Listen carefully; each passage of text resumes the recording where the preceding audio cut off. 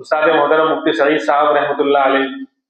دیوبند میں وہ اپنا واقعہ سنایا کرتے تھے کہ ہمارے پڑھنے کے زمانے میں ہمارے ایک استاد تھے، مصر سے آئے تھے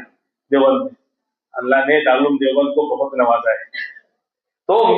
مصر سے قاری صاحب تھے، ہمارے استاد تھے، اور مصر کے لوگ بڑے خوبصورت، لمبے چوڑے، اور یہاں کی گرمی ان کو برداشت نہیں ہوتی تھی، تو اب یو پی کی گرمی، بولے وہ امام تھے جو دیوبند کی جو مسجد قدیم ہے، سب سے پرانی مسجد، اس کے وہ امام تھے،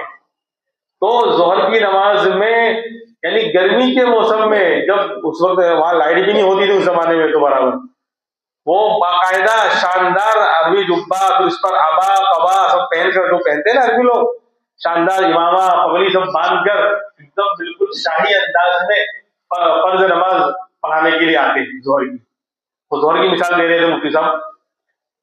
فرض نماز اتنی شاہی پسینے میں بالکل سرابور ہیں، بالکل بھیگ چکے ہیں، اور حالت خراب ہے، اس زمانے میں پنکھے بھی برابر نہیں ہوتے تھے، یہ بہت پہلے کی بات ہے.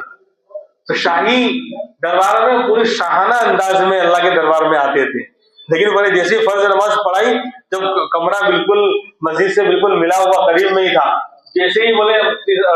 قاری صاحب، مصری قاری صاحب تشریف لے جاتے کمرے میں فرض نماز پڑھا کر، اور سنت اور نفل پڑھنا ہے، بولے آپا اٹھا کے یوں پھینکتے، کرتا اٹھا کے یوں نکال کے پھینکتے، اور پھر بس نارمل کے سطر چھپا رہے، اور جو ہے بالکل معمولی کپڑے میں سنت اور نفل پڑھتے،